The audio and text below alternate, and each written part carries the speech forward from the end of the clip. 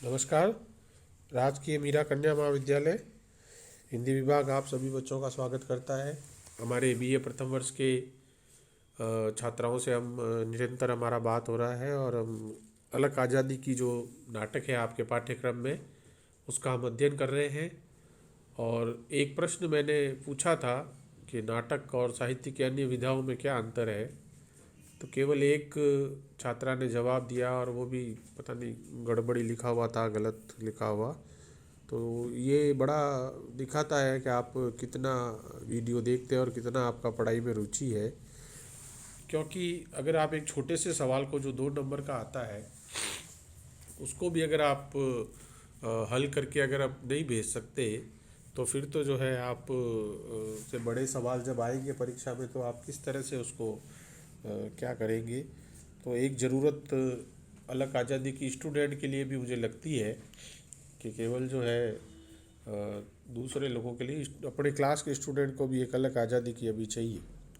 बहरहाल, तो पिछली बार हमने विभिन्न अखबारों के बारे में बात की थी जिन्होंने अलग आज़ादी पर रिपोर्टिंग की थी। और आज हम जो नाटककार ने जो अपने नाटक के बारे में लिखा है उस पर हम बात करेंगे।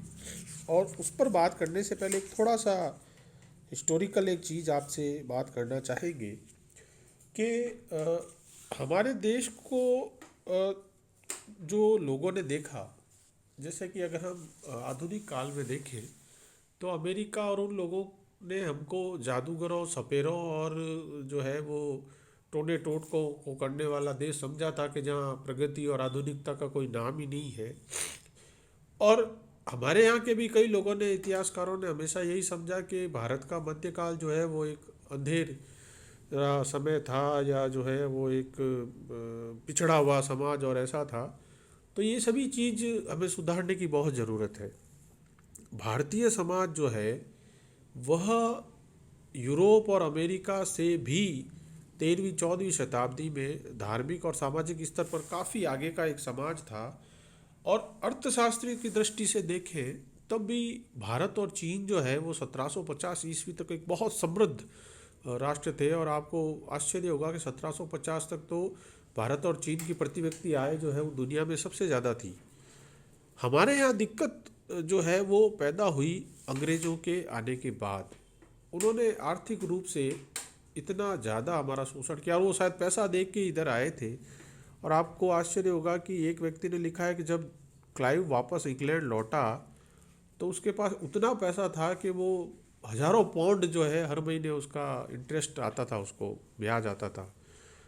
और अंग्रेज़ों को जब ट्रेन भी जब उन्होंने बिछाई तो जो समझदार लोग थे या जो भारत का हित चाहने वाले थे उन्होंने कहा कि भारत को सिंचाई की ज़्यादा ज़रूरत है बजाय ट्रेन के, तो सिंचाई व्यवस्था में ये पैसा लगाना चाहिए ना कि ट्रेन में। लेकिन अंग्रेज चूँकि व्यापार करने आए थे तो उन्होंने सिंचाई की जगह ट्रेन को प्राथमिकता दी। और तब एक विद्वान ने कहा था कि अगर अनाज ही नहीं होगा तो ट्रेन में पहुंचाओगे क्या? ट्रेन में तो आप इसलिए सामान पहुंचाने के लिए ही बना रहे हो ना, लेकिन अगर अनाज ही नहीं पैदा होगा तो खाओगे क्या और ट्रेन में क्या पहुंचाओगे? तो अंग्रेज़ों के अपने हित थे, भारतीयों के उनसे संघर्ष के अपने एक हित थे। तो ये हमें अवश्य ध्यान रखना है कि भारत एक समृद्ध अतीत का राष्ट्र था और उसका सामाजिक, आर्थिक और प्रगतिशीलता थी। कई लोग हमें ऐसा मानते हैं कि एक अंधकार युग था और धार्मिक रूप से हम बहुत प्रगतिशील थे। यूरोप, और अगर आप वहाँ पे देखो तो कई लोगों को वहाँ पे जिंदा जला दिया गया था चर्च के और उसके वो। लेकिन हमारे यहाँ कभी भी जो है उस तरह से धार्मिक जो है वो नहीं हुई कि किसी ने कुछ बोला और उसको वैसे कर दिया। तो ये जो भारत और वहाँ का फ़र्क था, तो ये हमेशा अपने दिमाग में हमको रखना है। और उसी के बारे में नाटककार कहता है कि 16वीं और 17वीं सदी के इंग्लिस्तान की हालत बयान करते हुए प्रसिद्ध इतिहासकार ड्रेपर लिखता है कि लंदन में मकान अधिकतर लकड़ी और प्लास्टर के होते थे, गलियां इतनी गंदी होती थी कि बयान नहीं किया जा सकता, और शाम होने के बाद डर के मारे कोई अपने घर से नहीं निकलता था क्योंकि जो चाहे अपने ऊपर के कमरे से खोदकर गंदा पानी नीचे फेंक देता था। लंदन की गलियों में लालटेनों का निशान न था। उच्च श्रेणी के लोग, सदाचार की यह हालत थी कि कोई भी मनुष्य मरता तो लोग ये समझते कि किसी ने जहर देकर मार डाला होगा। हम जिस पश्चिम के अंधों की तरह नकल करने के लिए दौड़ते हैं, उसका हाल क्या था ये खुद वहाँ का इतिहासकार जो है बता रहा है।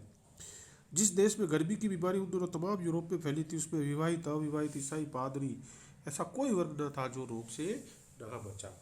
और आप हमें जानते हैं कि सिंधु घाटी सभ्यता में यहाँ के निवासी इतने वेल सिविलाइज्ड थे, उन्होंने सड़कें बना रखी थी, उनके स्नानागार थे, उनका भवन स्ट्रक्चर इतना तगड़ा था। जिस समय विश्व की दूसरी सभ्यताएं कख गगड़ भी नहीं सीख रही थी, उस समय ये समझ लीजिए कि अपन ऐसे लिख रहे थे। और आपको एक और आश्चर्य की बात बताता हूँ कि सिंधु घाटी सभ्यता में जितने घर हैं उसमें जो मुख्य मार्ग पर द्वार नहीं खुलते। अगर आप मोहनजोदड़ो पे लोगों की लिखी हुई पुस्तक पढ़ेंगे जो वहाँ जाके आए हैं पाकिस्तान में, तो वो लिखते हैं कि हर घर के अंदर जो है वो मुख्य द्वार गली के अंदर है। अब सोचो, हम ज़्यादा आज विकसित हुए हैं या वो लोग 3, 3.5, 4 हज़ार साल पहले थे।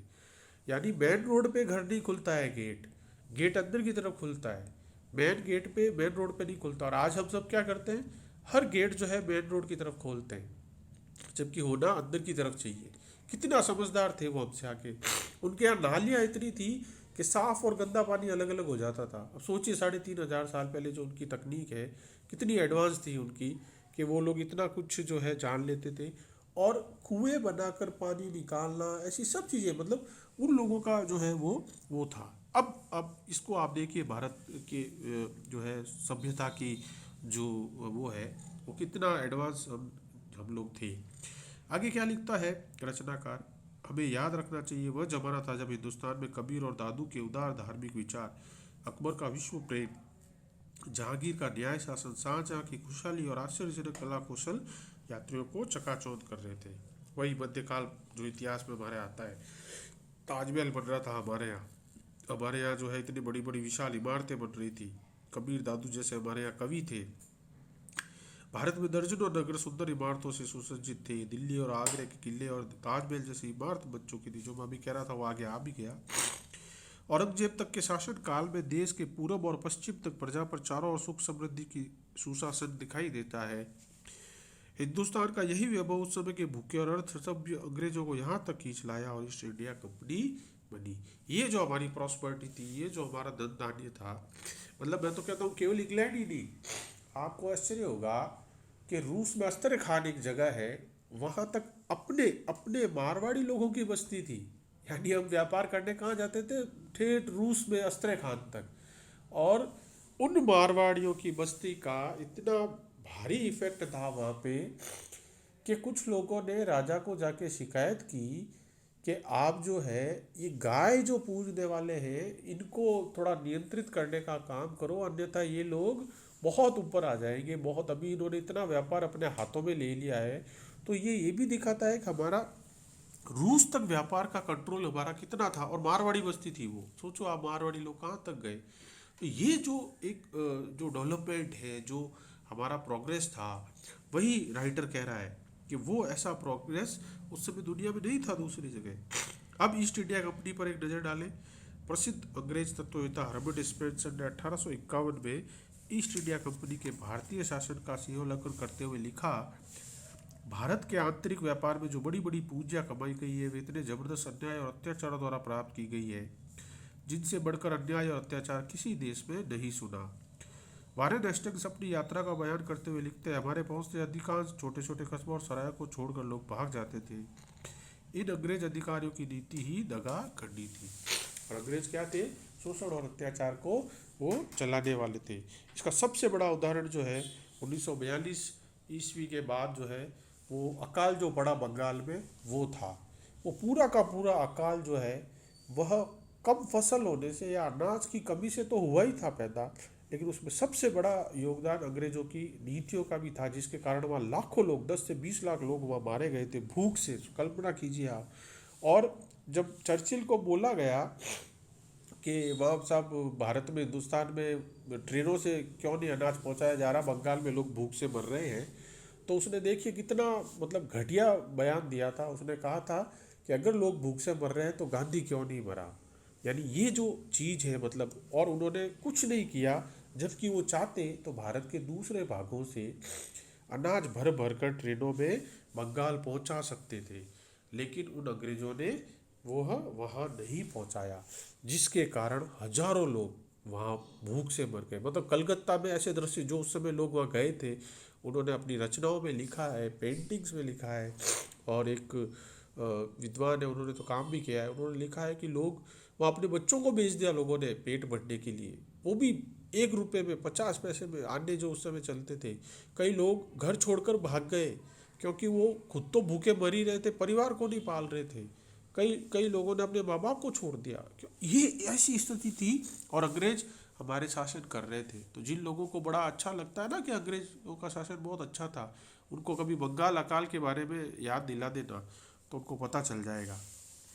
आगे क्या कहते हैं, दरअसल यूरोपियनों का चरित्र ही यही था, पहले व्यापार की इजाज़त, फिर कोठी, कोठी से किला और फौजें। ये ईस्ट इंडिया कंपनी का आप चाहो तो क्रमिक विकास इसको समझ सकते हो। पहले लोग जब भी जो आक्रमणकारी या जो होता है, वो पहले आपसे जो है वो थोड़ी सी परमिशन मांगता है, छोटी सी अंदर घुसने की, और फिर वह एक छोटी सी झोपड़ी बना लेता है, उसको कोठी कहते हो आप। और फिर धीरे धीरे धीरे ये हमेशा से रहा है। जिसने अभी देश पर कब्जा किया है ना लोगों ने, उन्होंने छोटी छोटी चीज़ों से ही कब्जा किया है। एकदम से आके ऐसा नहीं करते हैं, छोटा सा प्रलोभन देते हैं पहले कि साहब हमें ये अनुमति दी जाए, हम ये करते हैं। और फिर उसके बाद धीरे धीरे धीरे जो है पुर्तगालियों, अंग्रेजों, फ्रांसीसियों, डच सब ने यही किया। अंग्रेज सबके उस्ताद निकले, व्यापार करते करते पूरे देश पर कब्जा कर लिया और उनकी गुलामी से मुक्ति पाने में 200 साल लग गए। और हम तो आपस में खैर हमेशा ही लड़ते रहते हैं, ये तो हमारी बड़ी जो है जन्मजात विशेषता है, पता नहीं कब दूर होगी। तो हमारी आपसी फूट का हम अंग्रेजों को ही केवल क्यों दोष दें, हम आपस में तो खूब लड़ते थे, जाति धर्म के नाम पर आज भी लड़े जा रहे हैं। तो उस फूट का लाभ हमेशा दूसरों ने उठाया, अंग्रेजों ने भी उठाया। 40,000 ही तो थे अंग्रेज जब भारत आज़ाद हुआ। 40 करोड़ हमारी जनसंख्या थी, 40,000 अंग्रेज थे। देखो आप, 40,000 लोग 40 करोड़ पर राज कर रहे थे, आज भी कर रहे हैं। तो ये जो चीज़ है, इसी के बारे में राइटर कह रहा है, देश की सुख समृद्धि 7 समंदर पार पहुंच गई, हजारों लाखों लोगों को अपनी जान गंवानी पड़ी देश को आज़ाद करने के लिए। काले पानी की सजा पर फांसी के फंदों पर झूलना पड़ा। क्रांतिकारियों और स्वराज्यों के संघर्ष का लंबा इतिहास है। देश को 2 टुकड़ों में बांट दिए जाने की त्रासदी है। और अंततः हमने क्या झेला, ये भारत जो इतना विशाल हिंदुस्तान था, उसके 2 टुकड़े भी हुए। तो ये जो हमने जो देखा इसका, ये हमें कभी नहीं भूलना चाहिए। आज़ादी की इतनी बड़ी कीमत चुकाने के बाद आज़ादी को संभाल कर रखना बड़ा काम है। तो यानी जो केवल फ्रीडम हमें मिल गई यही नहीं है, इसको संभालना बहुत बड़ा काम है। अकट भ्रष्टाचार और घपले घोटाले में डूबे नेताओं नौकरशाहों के भरोसे क्या संभव होगा, ये प्रश्न एक खड़ा कर रहा है राइटर, नाटककार खड़ा कर रहा है।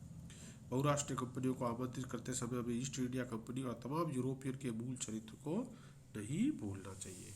राइटर कह रहा अभी भी सावधान कर रहा है, देखो अभी भी बाहर से बहुत कंपनियां आ रही है ना, और पूरा पैसा यही से लूट लूट के ले जा रही है। तो ये देख लो, ये नाटक की प्रासंगिकता है, ये साहित्य की प्रासंगिकता है कि वो आपको अभी भी सावधान कर रहा है कि इन कंपनियों को आने से रोक लीजिए, अन्यथा जो है वह अभी भी फिर वही इतिहास दोहराया जाएगा जो अंग्रेज़ों के समय दोहराया गया था। तो आज के लिए इतना ही, और हम आगे इस पर चर्चा करेंगे।